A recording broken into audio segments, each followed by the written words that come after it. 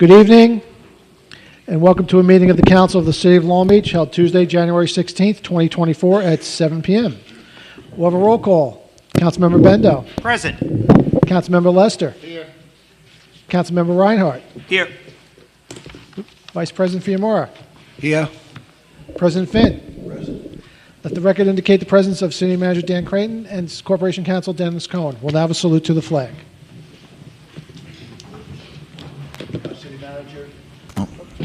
Our City Manager, Dan Creighton, will lead us in the pledge tonight.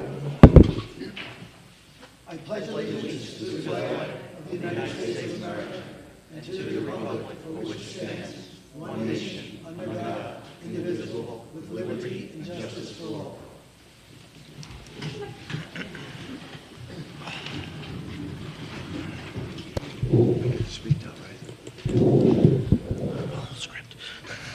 Welcome, everybody, to our winter meeting. We had a great winter day today. Rain, snow, sleet, ice on the ground. But our city workers did a great job once again.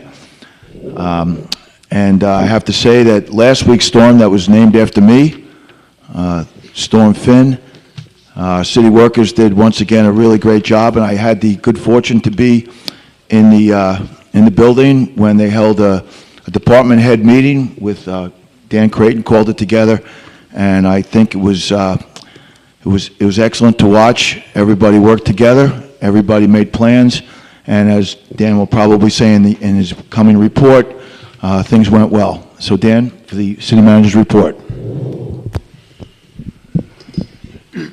Thank you, President Finn. Again, I want to thank the City Council for this opportunity to serve as City Manager. Just so everybody knows, I'm from the city. You'll find I'm available. I'm actively involved. It's been a challenging introduction to this position as City Manager. In the first few days, or the first 8 days, we've had 3 major weather events. First one was a rainstorm that had significant flooding. Certain areas of our city flooded pretty bad. It was a good test of how we work together as a community. I have to say it was impressive to see the fire department, police department, CSEA, our management all come together to make this work. We did have some challenges. Because of that, we set up a meeting, as President Finn had mentioned, afterwards to talk about how we can make things better.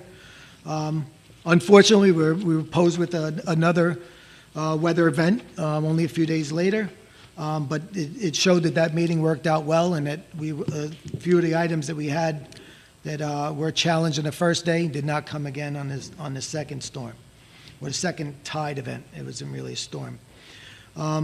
Furthermore, we had snow today, and we have snow, I believe, coming Thursday into Friday. So every day's a challenge. At each event, we activated the OEM, the Office of Emergency Management. That functioned well. We have a great guy, Scott, who spends a lot of time in there, and Dave himself here. But it functioned well. I will say that the teams all work together. I'm impressed with the level of dedication from the workers of the City of Long Beach. Very impressive to see the hard work and the way they work together as a team. And I'd like to thank all of them for their hard efforts. On the business side, I've been meeting with each of the commissioners and department heads, reviewing organizational charts, getting to understand their budgets, reviewing capital plans and needs, and just getting out there to the facilities, the outside facilities, and meeting staff. It's important that they all know who I am and that we can figure out how to work together to reduce the budget. I understand the challenges ahead. It's not going to be easy. We're working on it. It's going to take some time, but I believe we'll get there. Aside from internal work, I had the pleasure to attend the march and event at the MLK Center yesterday to celebrate the memory of Martin Luther King Jr. It was well attended with over, I believe, 200 people there. It was nice to meet many of the attendees. I hope I get to meet more of the people in the community as we move on. Finally, I'd be remiss if I did not thank our police commissioner, Ron Walsh, who recently resigned. I want to thank him for his dedication to the city. He's been a great asset to me personally. He helped me transition into this role, and he's been available to me ever since I've gotten here. So just to give you a little highlights, when Ron came in, I believe we had a staff of 54 police officers. We now have 76. Detectives went from 4 to 7, sergeants from 11 to 14, lieutenants from 3 to 6. We have a new PBA contract and COA contract, which will help guide the city and the police departments in the future. I personally owe him a debt of gratitude, and I'd like to thank him for his service. And with that, I'll turn it back over to President Finn. Thank you. Okay, on to the regular calendar. As previously announced, item 3 has been taken off the calendar. So item 1 is a resolution authorizing the city manager to accept a grant for Porch Fest and authorizing a budget amendment to the general fund budget. Okay, before we start, I just want to mention this is a no-cost addition to the budget. We're getting $5,000 from the Huntington Arts Council, and we'll be dispersing $5,000, so it's a net zero for our budget. The Arts Council will use these funds for 24 Porch Fest. I think we started that last year. It was a successful event, I believe, a Saturday in May. The grant funds will be used to pay musicians and other incidentals such as T-shirts, et cetera. It's a small grant, $5,000, but again, zero budget increase. It will be a net zero to the budget. So that's really all there is on that. Okay. Any comments from the council? Yeah, for the people that know about it, Brendan, you know more about this Porch Fest. Mike, please. Brendan, you know more about this Porch Fest than almost anybody because it happens in your area. Can you just explain a little bit about what it is? Because I think it's a great thing. Actually, I was hoping they had room for another band, Roy. But, as far as I know, Porch Fest happens at various houses throughout West Home, and I think in the East End as well. I don't know all the different houses that had bands. Unfortunately, I had to work that day, but my wife told me all about it, and it was a great time where these bands get together. They play either in the garage or on someone's porch, and people from the neighborhood walk around. They put out a calendar of not a calendar, a schedule of where the bands are and what time they're playing, and people walk around and catch the music. That's anecdotal because I didn't attend it. I wish I did. Anybody else? Does anybody in the crowd have more information on Porch Fest than I just provided? You want to get up and... Okay, thank you.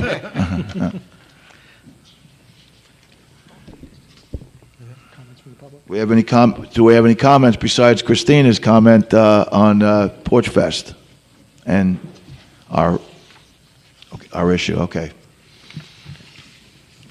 Okay. Item 2 is a resolution authorizing the city manager to enter into an agreement for the rehabilitation and pump installation of water well number 17 with the sole bidder. Okay. So there's a few issues on this one I just want to mention so that you guys have a little more information, and we have Joe Fabrizio here if you guys have any questions afterwards. This item is to enter into an agreement with A.C. Schultz to identify the location within well number 17 that is causing high chloride levels. Locating this defect is critical, as New York State DEC will not allow us to drill new wells until we have found the source of this chloride infiltration.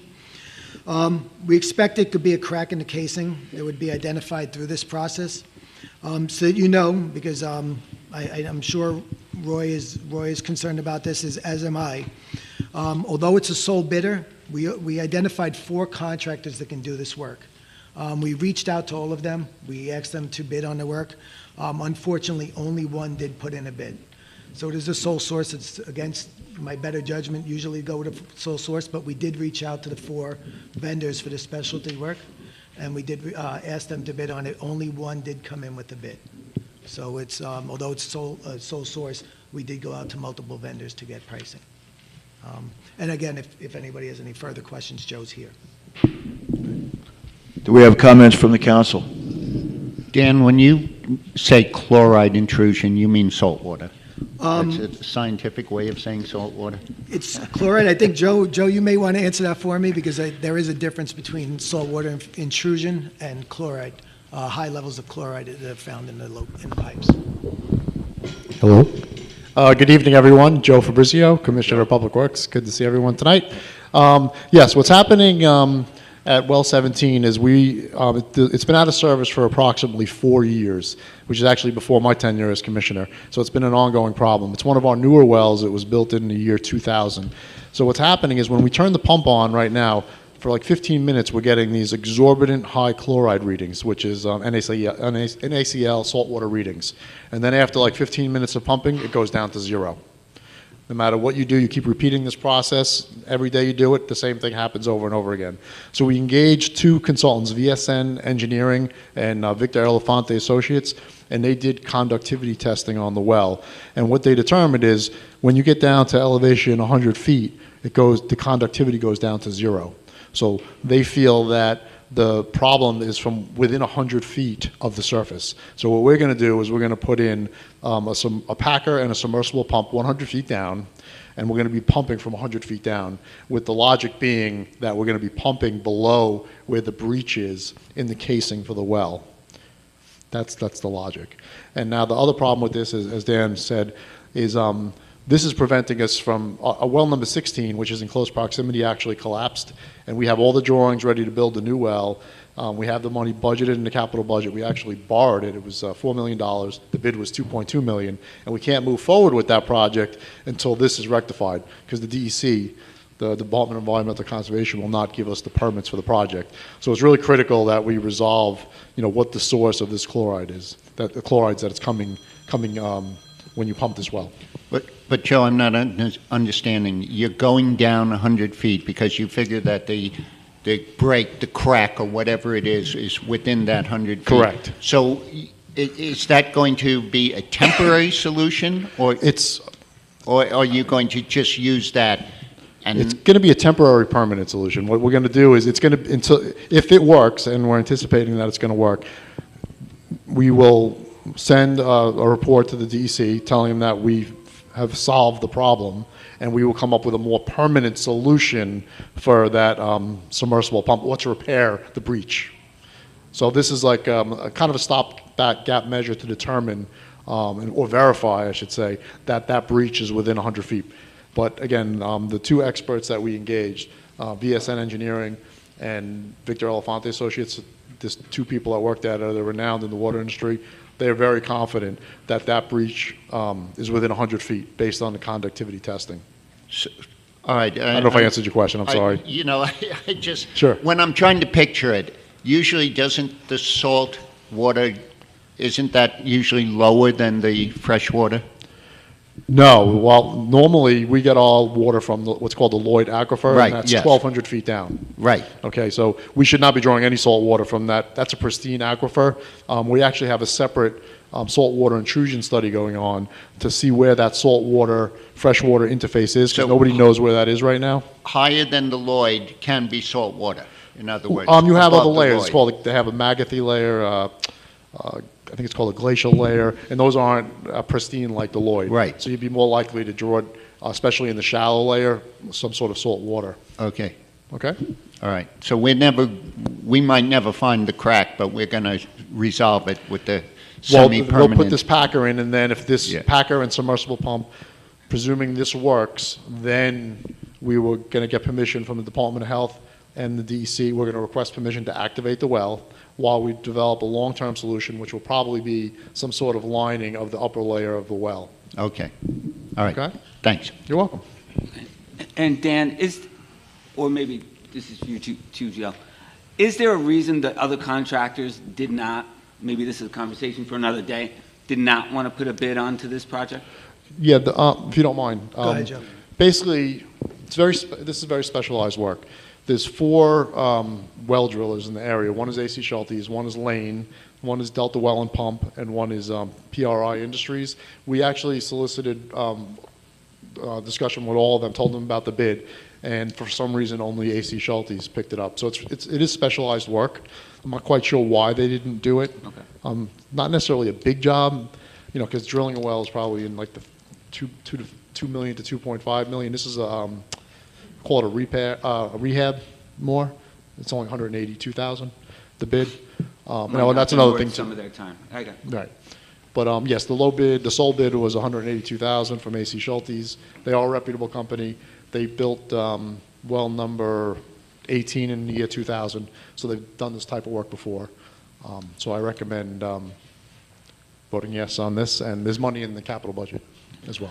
And Mike, we will reach out to the other three and find out why they didn't bid. So, a few years ago, Joe, we allocated money to do this, to find where the salt water was coming from and to fix it, and we didn't find it. So, we had a suspected cause. So, I guess if we've already done this once, I'm trying to, what is different this time? No, this solution is a unique, new solution. This wasn't done before. What did we do before on this well? We didn't do this. This new idea is to, again, put this packer and submersible pump 100 feet down. We didn't do that. I'm not sure what you're referring to. Right, so I'm saying, we tried to address this already, couldn't figure out what it was, so this is an attempt at doing something different. Well, they have TV'd the well. They've Right. tried to locate any kind of crack in it. They could, when on it, you can't, I've watched the video, you can't see anything Right. to see what the casing is. The only reason that they feel it's within 100 feet is because of the conductivity testing that they So did. the conductivity test is showing something. That's what's showing that when it gets down to that distance, it's reading like 0, which would mean there's no NaCl or chlorides at that level. And that's the logic for the 100 feet. It's not just an arbitrary number. But the things that they've done to date, I can't recall anything specifically that you're talking about, but I know they TV'd the well. Right. That was done. They cannot find the reason. That they don't feel it's a problem with the screen that's down 1,200 feet. Nobody thinks that it's pumping salt water from 1,200 feet down. None of the experts. I don't want to cause any alarm because that's where we get our drinking water from. So it would be catastrophic if we were actually pumping salt water from 1,200 feet down. Then we'd have to start talking about denitrification systems and things like that. Nobody's saying that at all. None of the experts believe that. They really feel that it's a breach in the upper layer that's coming through. Okay, and the original bid we got from them was for 318. That's And then it correct. was negotiated, was it negotiated down through changing the scope of work, or just your charm and?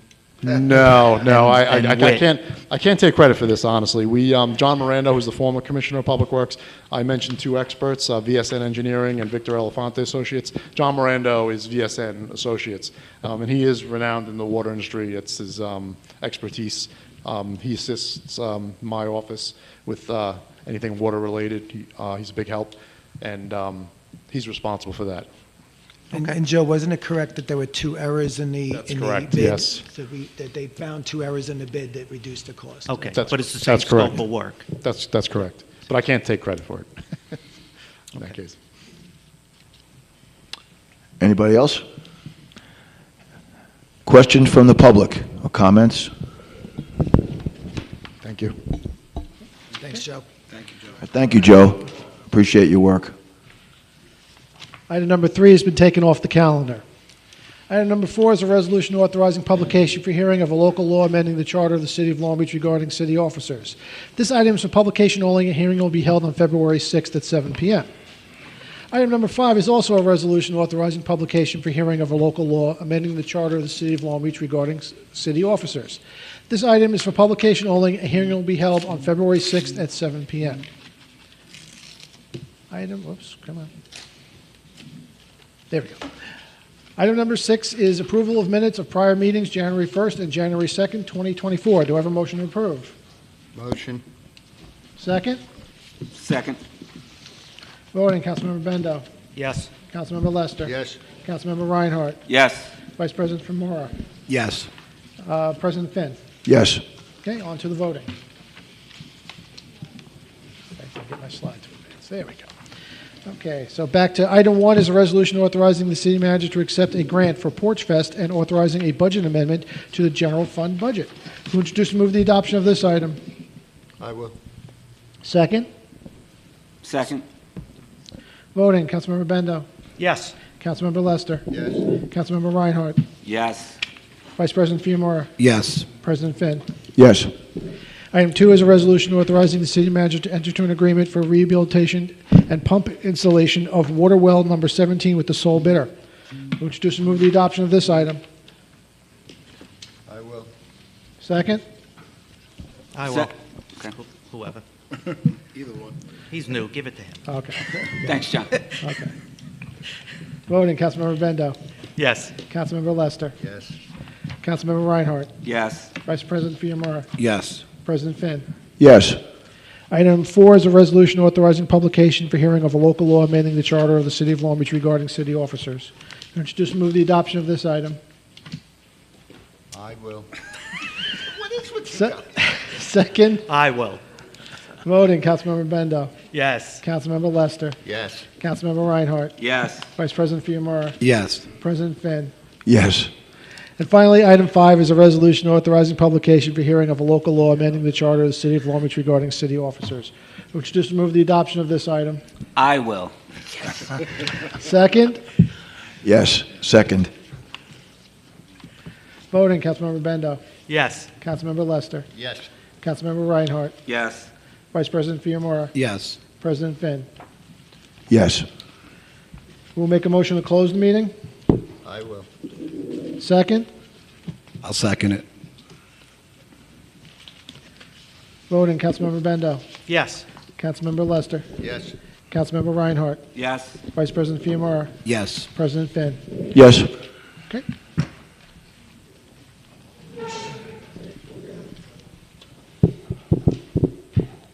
While David's getting the good and welfare, I was just talking to Dan. It's been a very icy evening when I left the house. Nearly slipped down the front stoop. I don't think I have to remind anybody, but I'm just going to say it anyways. Salting and sanding might help tonight. It helped me. All right. Christina Kramer.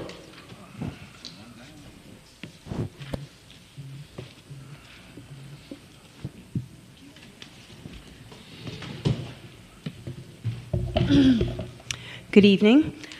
Christina Kramer. Welcome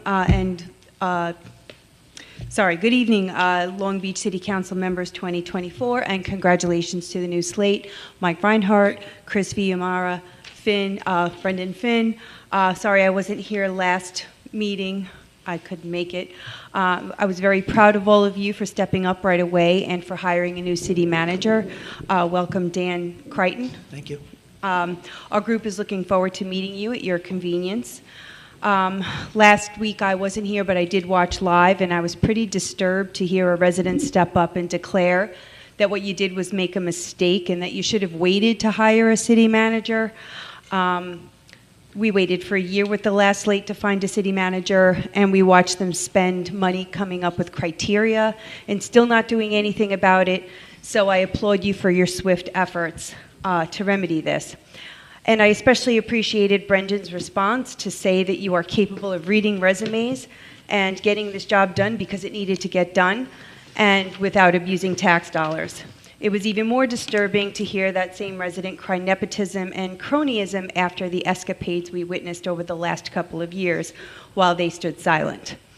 I'd like to take a moment to review why I'm a regular attendee at these meetings. I'm the creator and one of the admins of Protect Our Coast, Long Island, New York. This is a Facebook group with almost 5,000 members that I created because I learned that Equinor wanted to run 690,000 volts of electricity through our densely populated residential streets, and that it has never been done this way before, and that there has been no safety testing. And that our existing city council were quietly acquiescing and taking money from Equinor. I was terrified to learn this. So I learned everything I could about offshore wind and have learned that everything about it is basically horrific. Week after week, I would bring my findings to the existing city council, and I received various responses. I was told that I didn't understand what home rule was and that it was beneficial to our residents for our city council to acquire that on our behalf. That turned out to be inaccurate and ends up being one of the main reasons why Equinor has pulled their bid and is looking to renegotiate as we speak. I was asked if I was a climate change denier in an effort to discredit my findings. I was told it was a done deal and there was nothing we could do about it. I was called a Facebook warrior, a Google genius, a bully, and even declared a schizophrenic with several personalities. I was laughed at and insulted regularly as my Facebook posts were screenshotted and even read aloud to me in an effort to embarrass me into submission. None of that stopped me or the team of warrior residents that stand beside me to protect our ocean and our coastal communities. Together, our group has retained counsel and has been paying the bills for our community and Long Island at large. So far, we've paid over 20,000. May I have permission to finish? Please So finish. far, we have paid over 20,000 of our own hard-earned dollars to get in the way of Equinor. We've gotten over 10,000 signatures to demonstrate to our city council that we have the support of the people in our communities. So I ask, what will it take for the city of Long Beach to start taking up this fight on our behalf so we don't have to do this any longer? I think I need to stop there because my time ran out, but I'll finish up next meeting if I have Okay. to. But thank you for your consideration. Thank you, Christina. Let me just make a comment, and then I'm going to also bring it to Dennis to comment a bit. I probably could have avoided some of the fun we had last meeting if I had just given Dan a little bit more of a better introduction. I knew it, and everybody in the council knew it. What a great resume he had, where he came from, the fact that he's taken a pay cut to do this job, that he's a local. I didn't go into all that, and I should have, but, you know, I'm a rookie, and I'm learning the game. I made rookie mistakes. But with that said, just watching these last 2 weeks, or today's day 16, day 14 for you, Dan, I'm so enthused and thrilled to watch him in action, and I think many of the department heads in the city will agree with that assessment. So I'll say that about Dan. About POC, POC Lenny, right? Protect Our Coast, Long Island, New York. I'm, of course, very much a supporter of you, and you know that, and most people know that, and I spoke vociferously about wind in April, May, June, all the way through. I think that it was a learning experience for everybody. It was a learning experience for you, and I was very grateful that you guys brought this up to the council. I think it was a learning experience for you guys, learning experience for us, for everyone. This is a new thing, and as you said, It's a new thing for us, but it's not a new thing for the existing city council. It was going on for years. And if we didn't get in the way, we'd probably have construction on our streets coming in next year. well, I think it was a learning experience for them as well. I mean, as it came through, I don't know if everybody knew the ramifications and the possible repercussions that would have come about. So I'm not giving anybody a pass, but I am saying that this was a learning experience for a lot of people. So I agree with you. We need to, me personally, speaking on my own behalf right now, I agree with you. Perhaps other on the council would like to comment as well. Anybody else? I have always said we appreciate what you bring to us, Christine, because you bring a lot of information. And, you know, I think we did ultimately join in on the fight. And the Yes, result, I was not done, but I didn't have enough time to get through all of that. yeah, but the end Is it result possible was. to start a committee, like where the windmill committee, I mean, we are doing a ton of research for the lawyer that we've hired. We'd love to work with the lawyer that you have on staff. I don't understand why it's our responsibility to keep footing this bill, fundraising. And, you know, if we're all on the same page working together, we don't need two lawyers. We need one lawyer or lead counsel and consultant counsel with a niche in windmills because, you know, I'm not allowed to speak about what happens behind the scenes. Some things are happening or not happening because of procedure and things like that. There's nothing I can say. But I think it would be best if we had a lawyer that has a niche in offshore wind working with you or whoever. We don't even understand who the lawyers are for the city of Long Beach.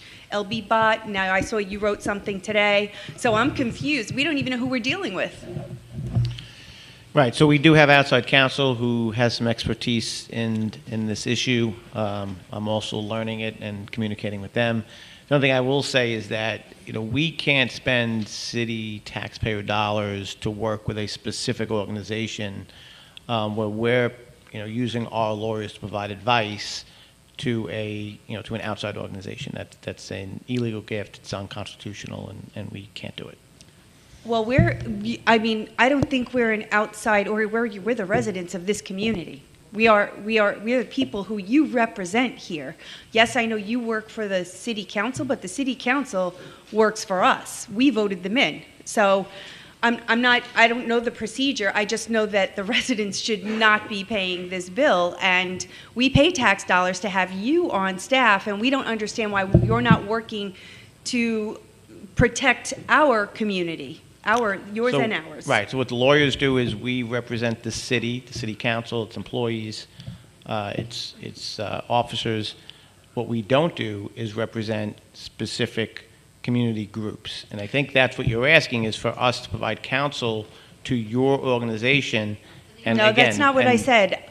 If we were working together and you all had the same understanding of the Article 7 that we do, and you were having meetings with us, and we could fill you in on our findings, then I guess it sounds like a situation where I don't get to talk to you. I talk to the council, and the council gets to direct you on how they'd like you to act on behalf of the city.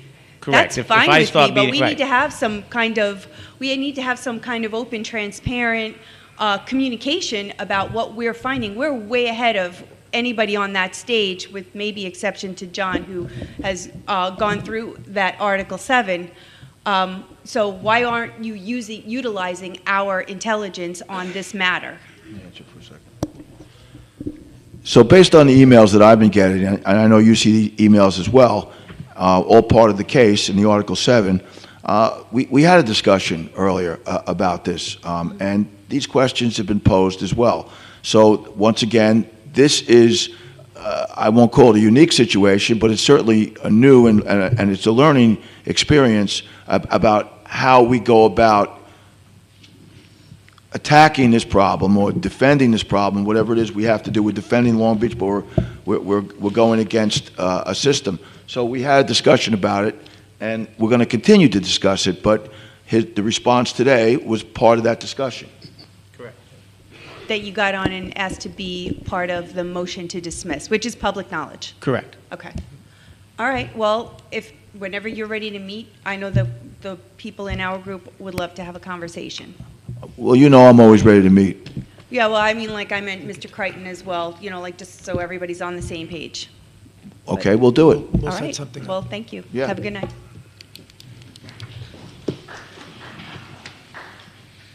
Tina Pasterli.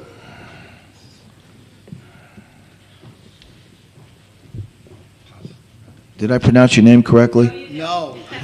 Pasterly? It is Pasterly, I'm thank sorry. you. Tina, I protected you, I told you. A fellow, yes, I know. I took Italian in high school, and I thought I got it right. I'm sorry.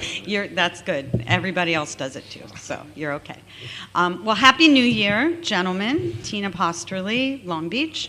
I just wanted to come up because, as you all know, I was a sitting council member until the stroke of midnight on January 1st.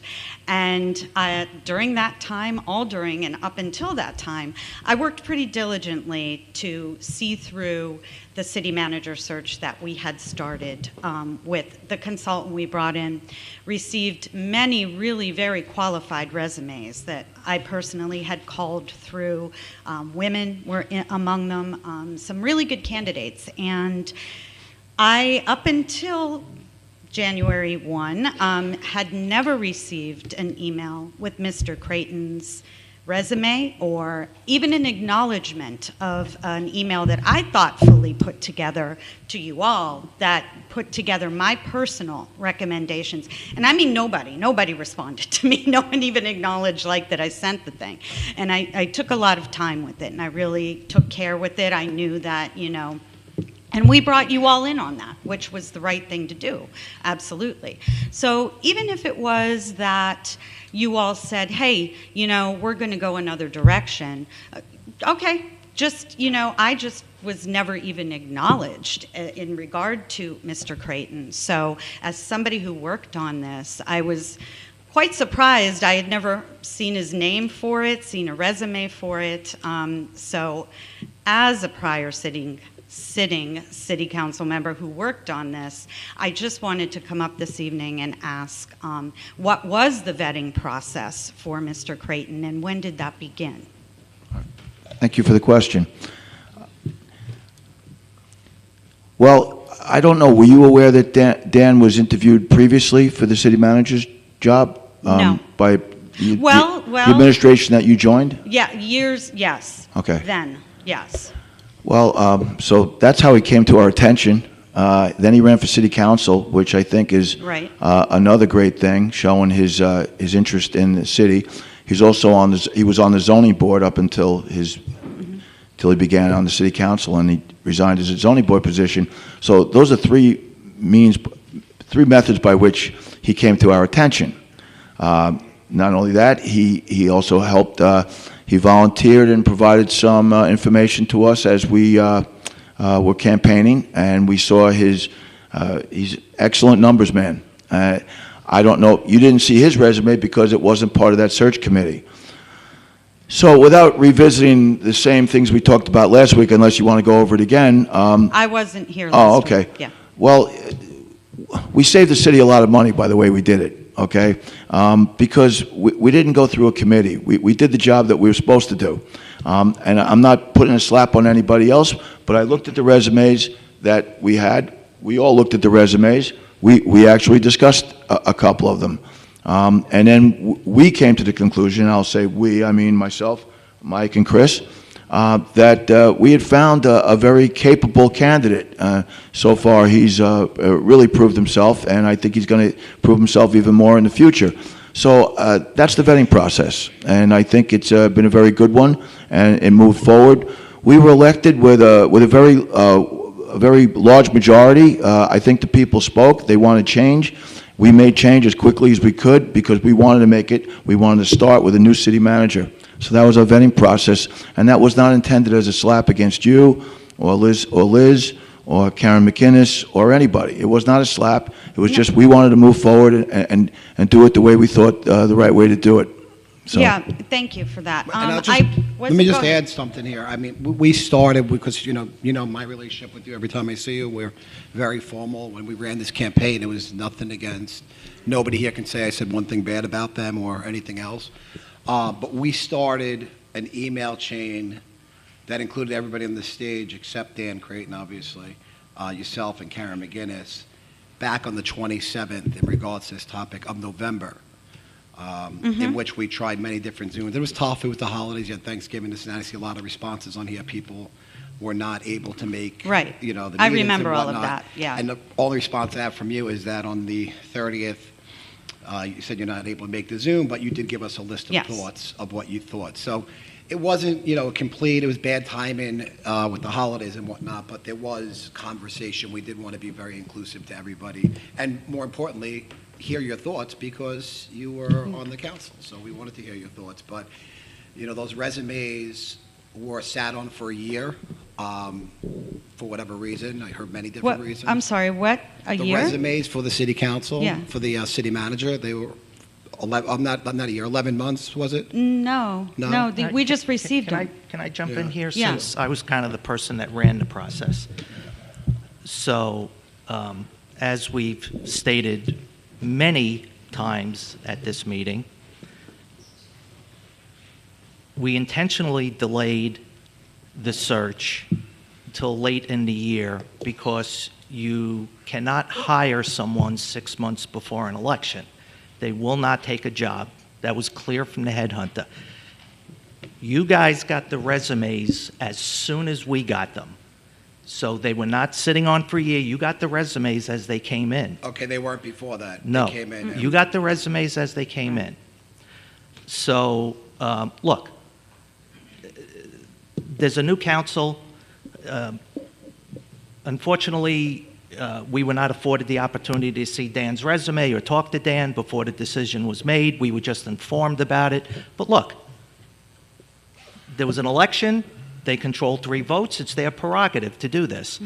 And look, I will say this. Am I happy with the way the process went? No. We had some, quite frankly, some excellent candidates apply that were from Long Island and Westchester with some vast experience. But I will also say, I know Dan. Dan is a good man. So I'm going to ask everyone, give Dan a chance. He's trying. He's early in. You know, am I happy with the way it came about? No. But that being said, he's our city manager, and everybody should give him a chance and give him their support.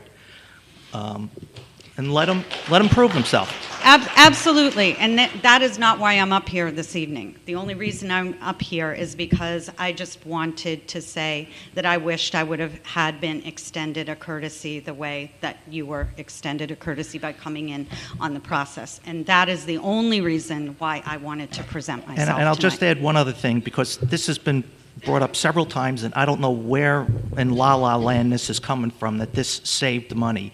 This did not save one nickel. Right. The search firm was already paid for. Right. There was no savings whatsoever doing it this way. That's Well, another the savings point, yeah. was that we did not have a new search firm, okay? That's how you save, but Well, no. I thought No, that what- you were in on, I thought that you were in on those emails. I I thought you. was. However, what I right. wasn't in on was anything in regard to Mr. Creighton's name or a response to anything that I had put together. Yeah, I'm still confused. That's all. There is no new search firm. The search firm right. did its job. No, it's not the search firm. He's talking about the emails that we started the emails Right. back. He's but talking the about search- the thread. Right, the that- search yeah. firm Yeah. gave us a list of what he considered to be 7 finalists that we should interview. And then, when we got to that point, it was kind of a crap or get off the pot point, and you realized you had to make your decision, and you did. And which is fine. Which is fine. It's up to you. You know, that's not what I'm here for. So Okay. that's all. I made my Thanks. point. Thank Thank you. you. Have a good evening. Thank you. Stay You safe. too. And thank you for your service, Tina.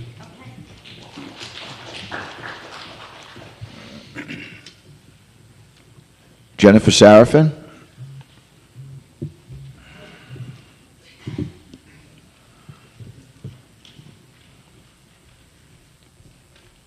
Did you think I wasn't going to bother you? I was going to say, thank you for your emails today. Sorry, I know I'm driving you nuts. No, you're not. Please keep Okay. sending. All right, Jennifer Sarafin, 107 Neptune Boulevard. Thank you for your support and for backing the motion that came across from the town of Hempstead.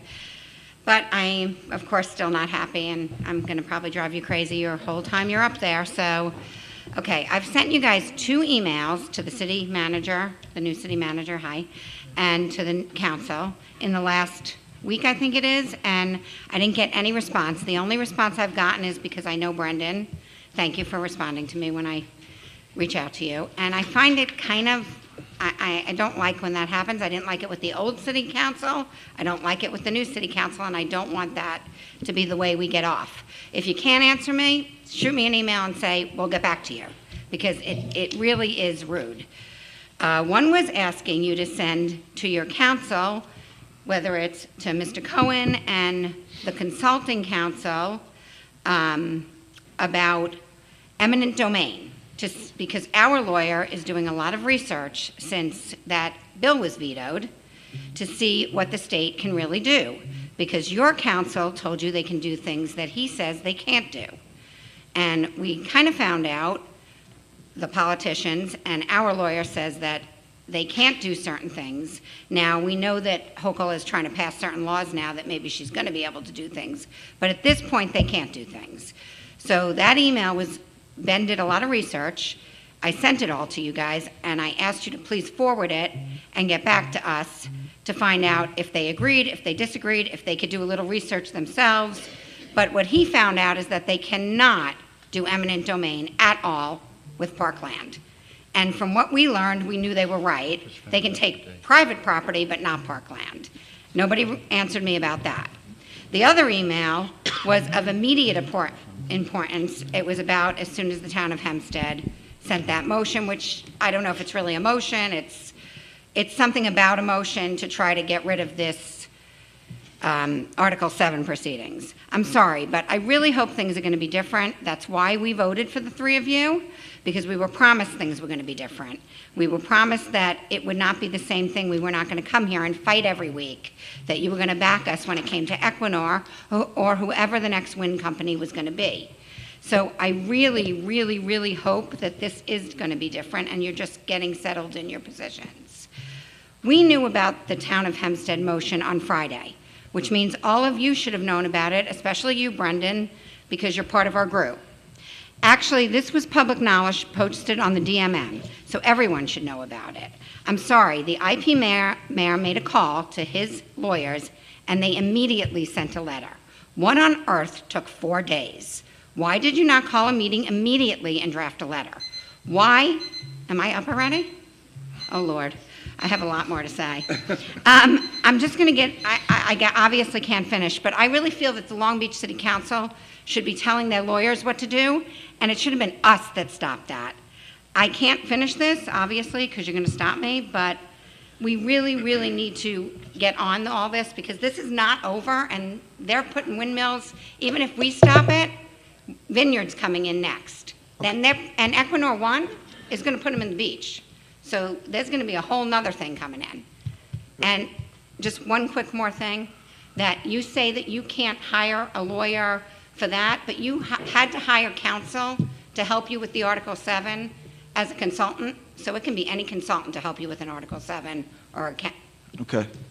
So, we need to talk about so that kind of the stuff. email came on Friday. Yeah. Today is the first business day since Friday. Well, how did Island Park's lawyers do it on Friday night? I don't know. I don't know how Island Park's lawyer did it on Friday night, but we addressed it today, on Tuesday, which is our first business day. We had, Wait, Brendan, can I just interrupt you for a minute with the emails? Because I want you to know, I agree with you. If somebody doesn't email me back, it drives me nuts. I always think it's rude. Okay. Like, how do you not have enough time?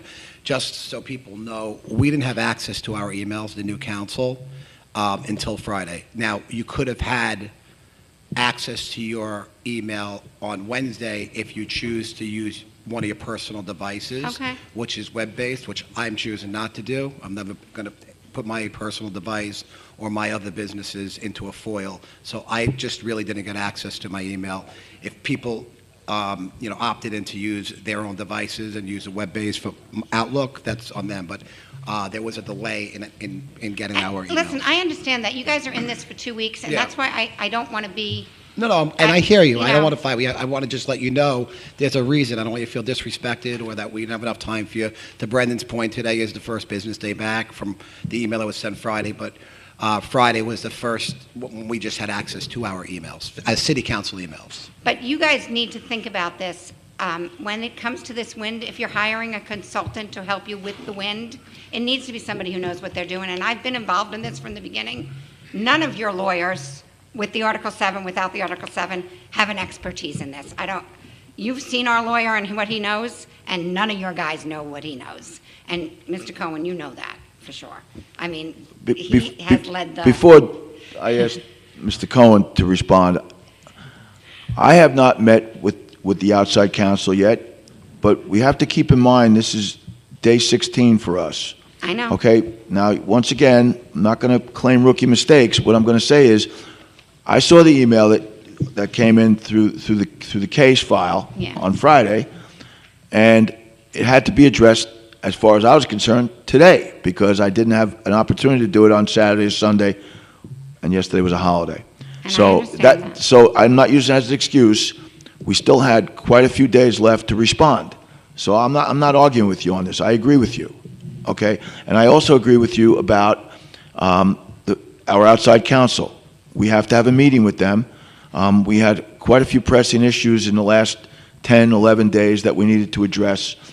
And because the Equinor situation seemed to be addressed by them pulling out, then I didn't think it was as urgent as the other things we had to address. So I prioritized, not me, but we prioritized.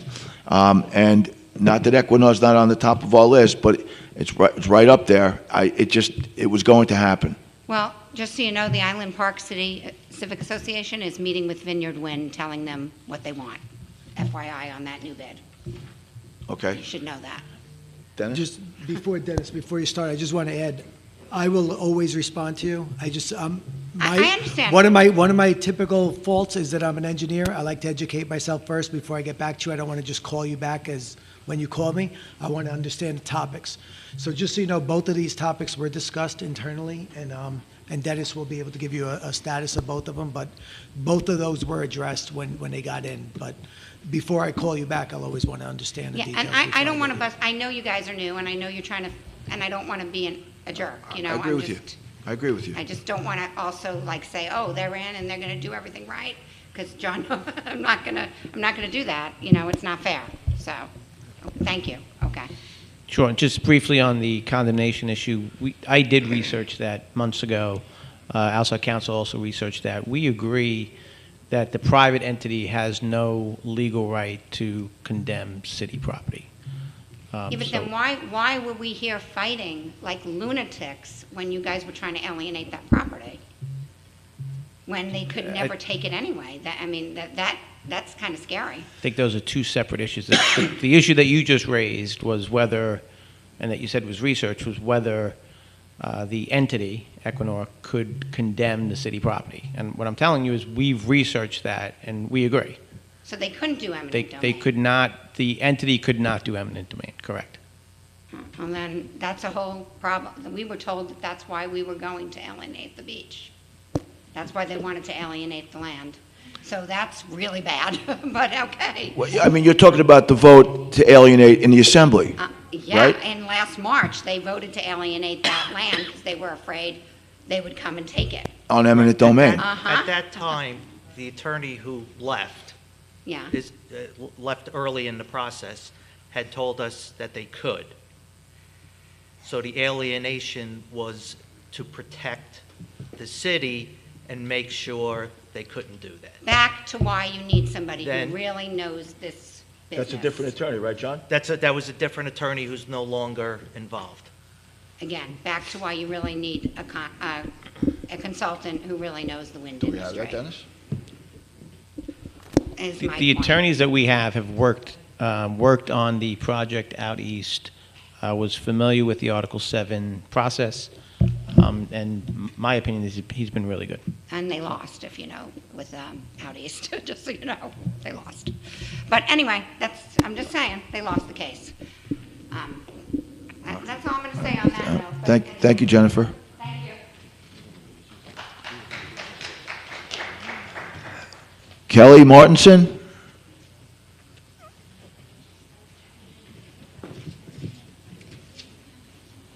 Are these from the bottom? No, these are... Kelly Martinson, 311 East Penn Street. Welcome, new council.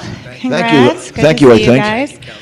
I'm gonna make a big ask. I was kind of just listening about what happened with the city manager. My first ask is that I know we have a split city council. It would be my dream if we realized right here, this is just Long Beach. This isn't America. We don't have to be, Republican, Democrat, and divide. Like, we don't need to do that. Actually, I would love to see us unite. We're not going to agree on everything. That's ridiculous for me to even propose. But it'd be really great if I'm sitting out here and I'm seeing more stuff that you're doing together. I know it's only 16 days. I'm just saying that. That was my first thing. Second thing is I just have a question. I was reading the patch, nothing to do with wind turbines, could you imagine? I'm reading the patch, and there was an article about the Long Beach Hotel, and they referred to it as the Long Beach Motel. So I was just curious if there was some zoning change that we didn't know about, or if it was just a typo. And I figured I'm here, I'll ask. They were referring, so the patch it was an article about something that had happened in the Long Beach Hotel on Broadway. On Lincoln? Yeah, on Lincoln and Broadway. And in the patch, and it could be editorial error, I have no idea, but I was like, oh, that's strange. They're referring to it as the Long Beach Motel, the Long Beach Motel. So there's different things that a motel, obviously, and a hotel have variances for. So I was just curious if there was a change that I didn't know about. You Well, got good any? question, Kelly, and I think John's going to answer it for us. Yeah, I reached out to the patch because that came across my desk yesterday.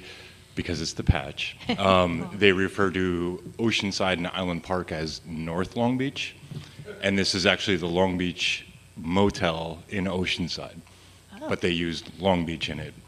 as the location. So I've asked them to use Oceanside and Island Park moving forward. Awesome, thanks. I You was got just it. curious. And then my last ask is wind turbine involved. So there's a lot of things in play, a lot of things we can't talk about if we're parties, but what could come up and what could realistically happen is that other companies, bigger companies, smarter companies, companies that make better benefit packages, that make better neighbors, quote unquote, because they're not good neighbors, are going to come to you guys, or possibly going to come to you guys. And I'm hoping that no matter what they offer anybody here, no matter what, that our answer will always be no. It has to be no. There can never be a cable that comes through our town. Like John has said, I mean, the stuff he had said about the infrastructure, that alone, like we have one road, Park Avenue, to get our kids to school, our businesses open. It just can't happen. So I am hoping that no matter what comes up and no matter what price is offered, because some big players and probably some smarter players are going to come, I hope we're just ready for them with a really nice no. That's it. Thank you, Kelly. I think you're preaching to the choir on that. I'll speak for myself, and I know these two fellows, and John Bendo did an eloquent job in the Article 7 that afternoon here. Roy, I know you've come out as well against cables coming ashore here. I'm going to go one step further on my own personal, not reflecting the council, that I don't see why we should have to even be looking at windmills. As long, if they could be 35 miles out, I'm okay with that. But why do they have to be right off our shores? That's my personal view, though, not that of the city or the city council. All right. They just can't come through here.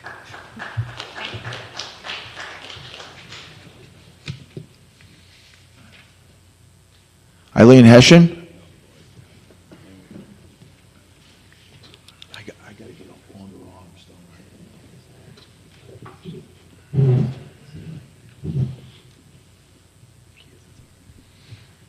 Good evening, Eileen Hessian, Long Beach. Good evening. I think this is interesting, Mr. Finn. I brought two ideas tonight, and I'm echoing what you said. This is what I was going to say.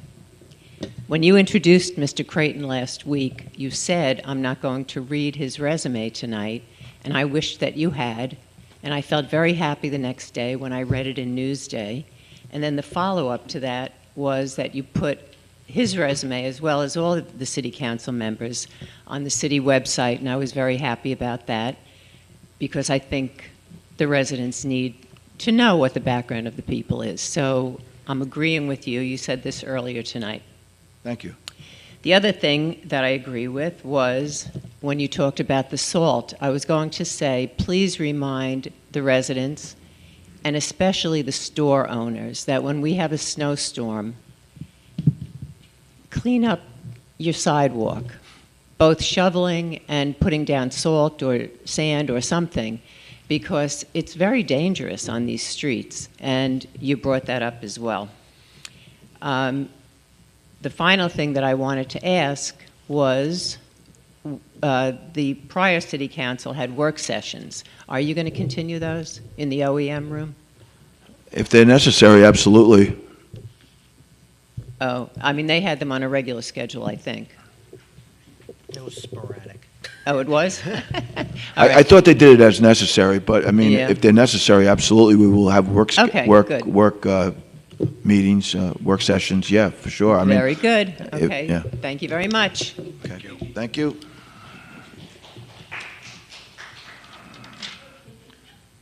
Crystal Lake.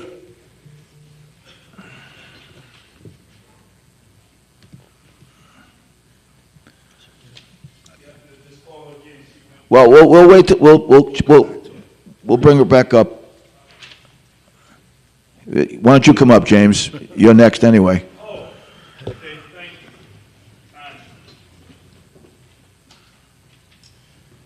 you. James Hodge, 95 East Fulton Street, Long Beach, New York, from Blackkeith Road to Nevada. I'll say very quickly, I wear this hat in honor of years of service to the city of Long Beach, over 23 years with the CSEA. Thank God for all of the hourlies and the CSEA workers that's out doing a diligent job to make sure our streets are clear. There was someone that put something on social media when the city put up today that they would like to congratulate the city workers. They said, well, they get paid. Well, you know what? A lot of people get paid and still don't do their jobs, but thank God that we can appreciate our city workers. And so I thank our city workers for doing a diligent job that they did, and thank you, city, for acknowledging the union workers and non-union workers that were out there all night to make sure our streets were safe, and many other areas was not like that. Also, Martin Luther King birthday was yesterday, and, you know, bringing Martin Luther King daughter here several years ago and doing marches with some of his children, Yolanda, who passed away, and also Martin Luther King III, and doing many things with Dr. Bernice King. I'm honored about the life and the legacy of the great Martin Luther King. So many people quote all of his wonderful quotes on his birthday, and one thing Dr. Bernice King always says, people quote him and then forget about him the next day. They say great speeches, and she's tired of people quoting her father and then forget about his life after the celebration. And so I say, Finn, you said a great speech yesterday, and Creighton, you said a great speech, and I want us to, when people are forgetting so much about, you know, what's going on in our country, they forget. They say these things. They're dropping history out of schools around the country. They're trying to get rid of DEI programs, diversity, equity, and inclusion.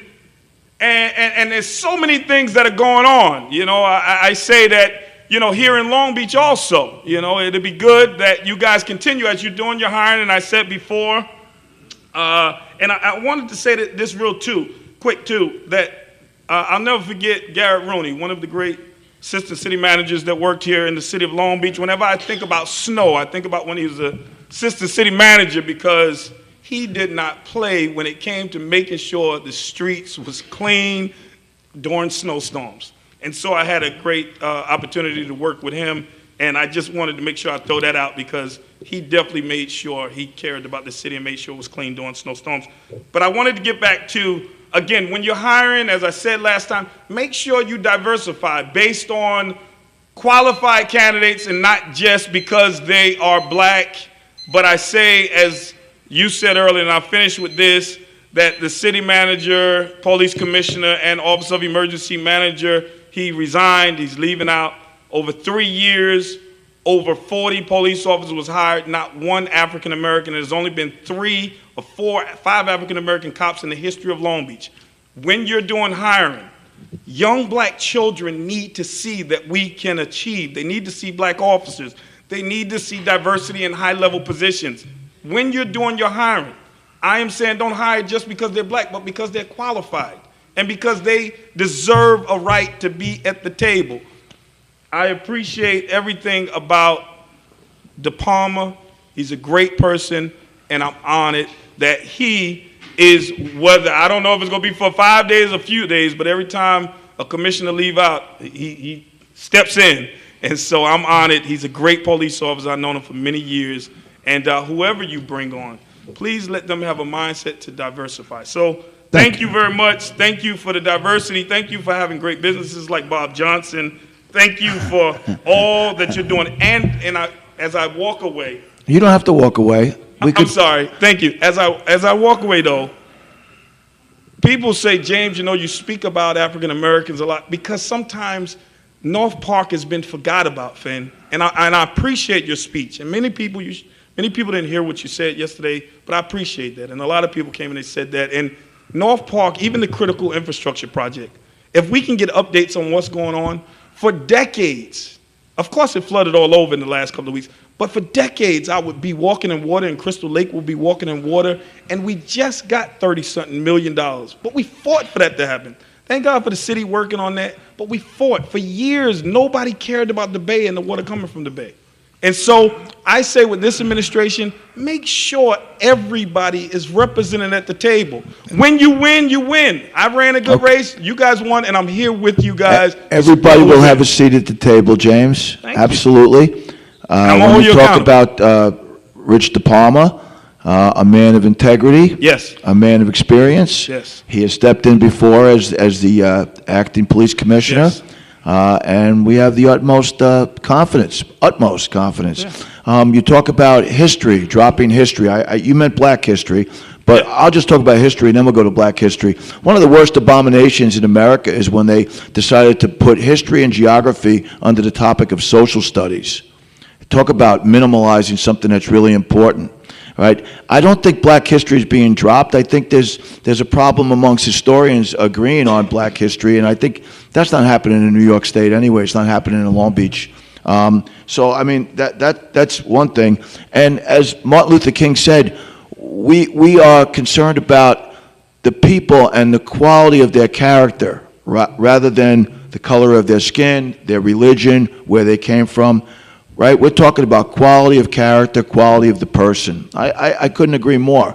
And I don't think that Long Beach is skewed in any different way. I don't think there's any sort of bias against black, white, Hispanic. Again, I will only say you do what you are doing to diversify, but statistical data shows if you're just now working on the critical infrastructure in the Bay, and it's been decades, if you have only 5 offices in the midst of hundreds of offices, if you have only 3 teachers in the midst of hundreds of teachers, speak for you, what you're going to do and what you're doing, because it's data that shows the bias has been there.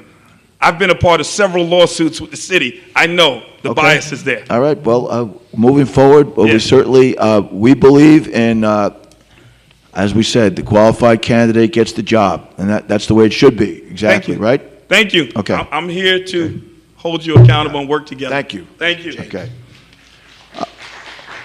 Thank you, James. Crystal Lake.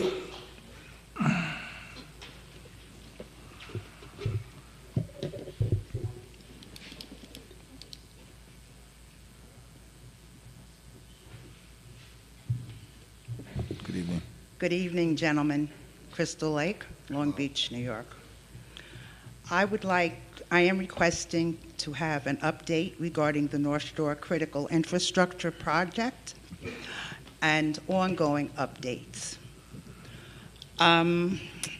October 29th, 2015, EPA Regional Director Judith Enoch sent a letter to the Army Corps of Engineers. Okay, District Commander Colonel David A. Caldwell. In that letter, the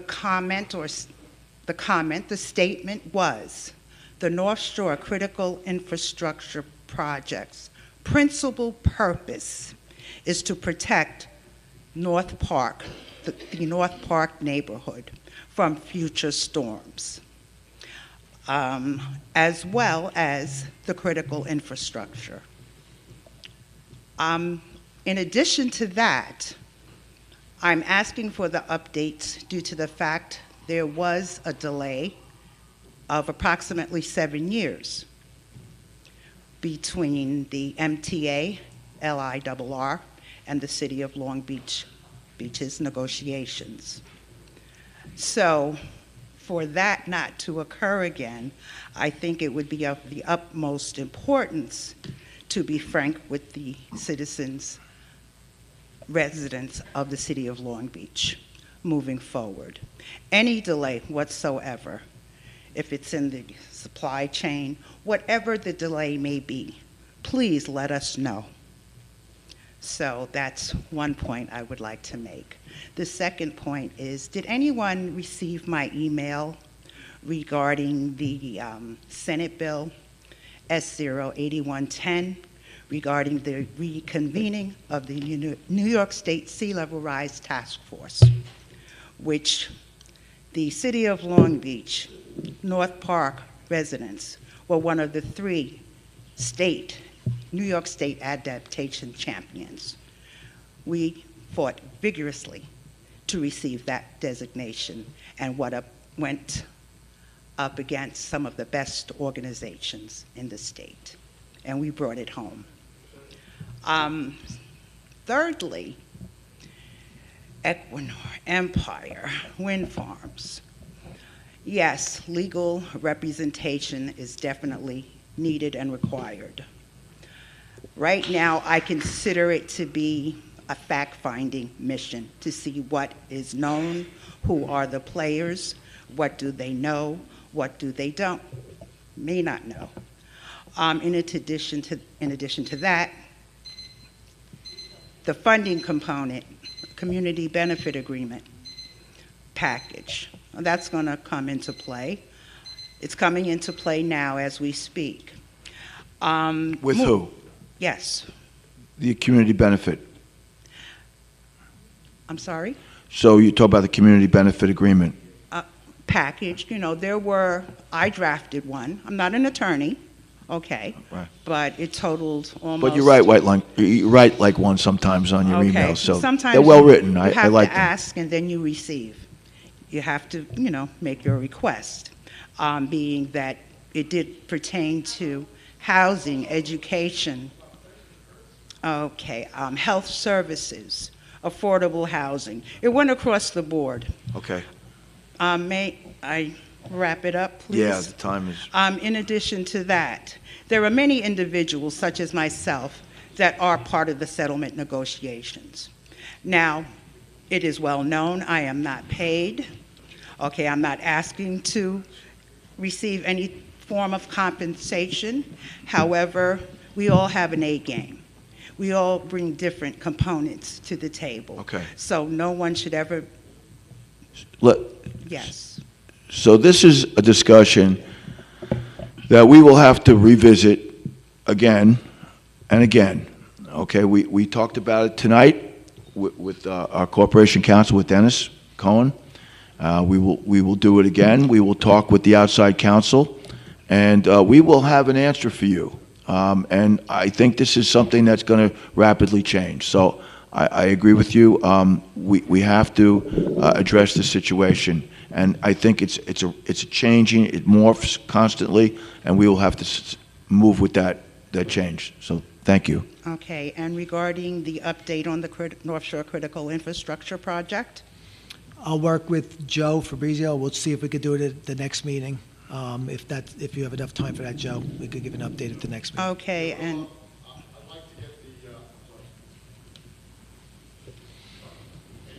hi, Joe. How are you? Always a pleasure to see you. Likewise. Yeah, what I'd like to do is, we have two giant projects that are starting on the but both of them are going on the waterfront. One is our $39 million North Shore Critical Infrastructure Protection Project, and the other one is our $77 million water pollution control plant conversion project, which just started up as well. So it's really undergoing transformation in the waterfront. And I agree with you. Yeah, we could definitely do better notifying you about the progress. So what I'd like to do, maybe not the next meeting, but I was going to ask our consultant to come into and maybe give an overview, where we at, some of the challenges we're having, and maybe sometime in February, if that's okay. So I could arrange it with them to come in. We'll give a little presentation on, slide presentation on, where we are, what percentage of completed is, and so forth. We should do it in February, and if we can't do it at the first meeting, we should give an update to Ms. Lake beforehand. Yeah, well, anything you need from me, I'm always there for you. Of course. Okay. So we could speak at a high level well. at the next meeting and then do a full presentation after that. All right? But it's starting to take shape. It's moving along. Yeah. Probably 20 to 25% complete now on the project, but there are a lot of challenges. Yeah, we'll talk more because maybe we could do a newsletter that can go out as well and stuff like that. We'll discuss. Guys, can there be is there a part of the website, the city website, that gives updates John? and information, something that can be updated there daily? Yeah, because we could put a newsletter up on that. We do have a page dedicated to these two projects. Okay.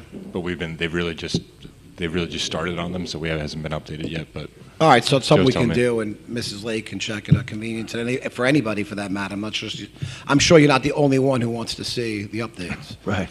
Of course not. Yeah. Right, of course, yeah. 100%. The public All in right. general. Thank you. Thank you, John.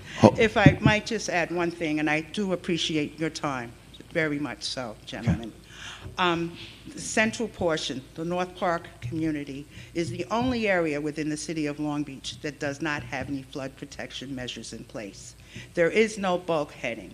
There are no dunes. There are no jetties. There's no dune grass. So that's why this project is monumental and urgently needed expeditiously. Thank you so much, gentlemen, Thank for your you. time. I appreciate it.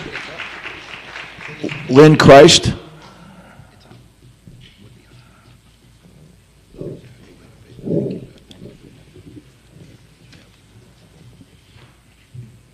Hello, and welcome to the new members. Hi. Lynn Christ, 711 West Olive Street in the Walks. I actually had two comments, so I do them both together, or? Sure. Yeah. Okay. My first one is about the community markets. I volunteer for Arts in the Plaza, the Winter Market, as well as the Farmers Market. And I just really wanted to reiterate to this council how important these community markets are. There are local small business owners that come and show up, rain or shine, Wednesdays and Saturdays, all throughout the summer and spring months. And then last year, we had the pleasure of having a winter market. We didn't have the winter market for December of 2023, and nobody knows why. And I feel like it was just like such a big miss. There's so many business owners that this is their livelihood, and it also brings our community together. When I volunteered there at the tree lighting, we had 2,000 people walk through that winter market. And I know there's a lot of permits needed in the background, and I'm not really sure what happened this year, but it really was a big miss. And I just want to make sure that the council prioritizes these community events and these permits that come in front of you. So that's my first comment. Okay. So, I don't even know what happened, and you guys were not here, so, you know, I don't know the background. I can and stuff actually like answer that. Sure. That market it's run by the farmers market. That's right. And they felt it wasn't successful, they felt. In other words, when the tree lighting, it was packed in there. They Even had, in the rain. What's that? Even in the rain. Yeah, but it's, the off nights, there was very little traffic. I'm just telling you what we were told. I'm not saying I agree, disagree. I was there, so I Okay, this I'm is just very telling good, you what yes. we were Mhm. told. Yeah. There was very little traffic through there. A lot of the vendors didn't show up on the off nights, so they opted not to do it. It's not a city function, it's a farmer's market function. That's correct, but just want to make sure you're getting the information from the horse's mouth, because there is a board involved in there, then they had little to do with it, to be honest Listen, with you're talking to a guy that flies to Germany every year to go to Christmas markets. Mhm. So, Yes. I actually organized one in the West End 12 years ago. Mhm. So I'm with you. I'm all on board for this, but the residents need to support it to justify continuing Yeah, it. and the traffic's there, the advertisement's there, like, we do a lot, like, I handle posting on all our community groups and everything like that. You know, we're doing one in Island Park right now as a winter market, and that's doing very well. So just wanted the group to understand the importance of these markets, bringing the communities I together, agree with you. supporting our local small businesses, farms out east come in, and everything like that. Yeah, and Bright Eye has done some pop-ups Yeah, and inside that- as well, which and- is a great thing. That got canceled too this year, and that's a whole other rigmarole.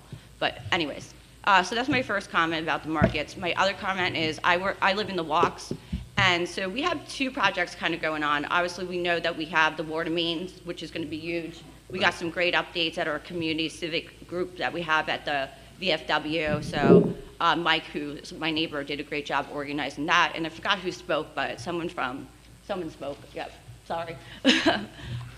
So just want to make sure that we get ongoing updates about that project as well. And then we did put in a petition for speed bumps on West Olive between New York and Grand. So I called like the traffic division like 3 times over the last couple of weeks, probably the worst time to call with the flooding and snow and all that stuff, and left some voicemails. No one got back to me. Joe, I think I called you today, or I got somebody in your department today, and they transferred me to traffic, which is totally fine. But just want to make sure, like, these are 2 projects where, like, the streets are going to be affected. So just thinking of them as, like, you know, a sequence. Like, are we going to put speed bumps in, I don't know, like, April, and then we're going to dig up the streets for, you know, the water mains, and I think that's supposed to be targeted for starting in September. So I just want to make sure that you guys know there's like 2 things for our streets and the walks. You're saying speed bumps from on Olive Yeah. New going, York- New going York to- westbound from Grand to New York? Yeah, that's correct. Yeah. But they're also going to dig up for the mains. Well, we don't know what's going to be dug up or not, but I mean, they're moving the water mains, so I would You're absolutely assume- right. It wouldn't make sense to do one and then do the other. So. Right, so I just want to make sure, like, if you guys think of that as like, you know, a 2-prong or a 2-part project for Right. the Okay. All right. the walk. So thanks. We'll get an answer for you, for Yeah, sure. and then just like the updates on where we're at with the. I agree with you. yeah. Updates, yeah, Mhm. important. That's Thank, it. Okay. Thank you very much. Thanks, guys. All right. Did you put 2 in? Oh, she had 2 subjects, yeah. Oh, right, okay, right, yeah, great, yeah. Tim Kramer. This is the 1-2 punch?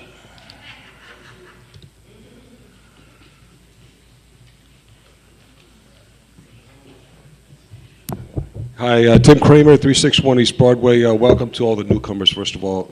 Something real simple. On Broadway, there's a lot of trees that are dead. They've been dead since Hurricane Sandy.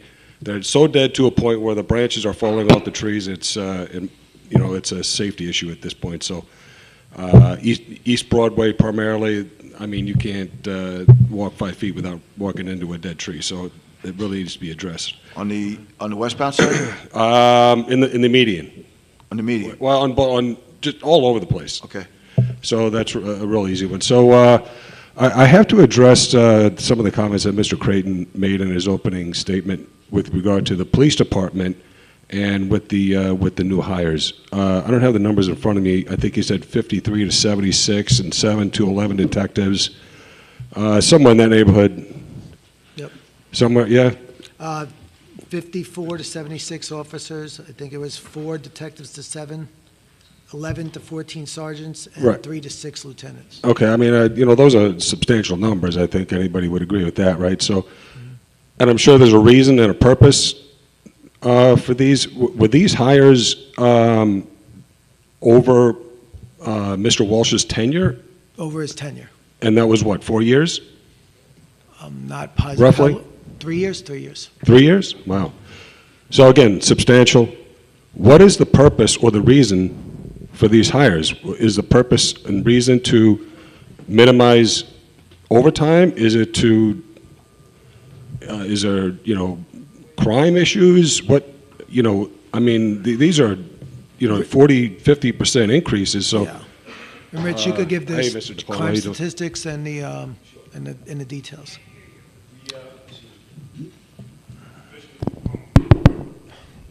Hey, Tim, how are you? So, in the past, the police department had 80 sworn members top to bottom. A couple years ago, we had about 20 officers retire in about a very short period of time. And we went down into the 50s, which was unsustainable. We have a population of about 35,000 people, 53 to 56 officers, which is not enough. Overtime was through the roof. Cops couldn't get days off. They were burning out. And so we had to get our numbers back up to around 80, which is a comfortable number for this department and this population.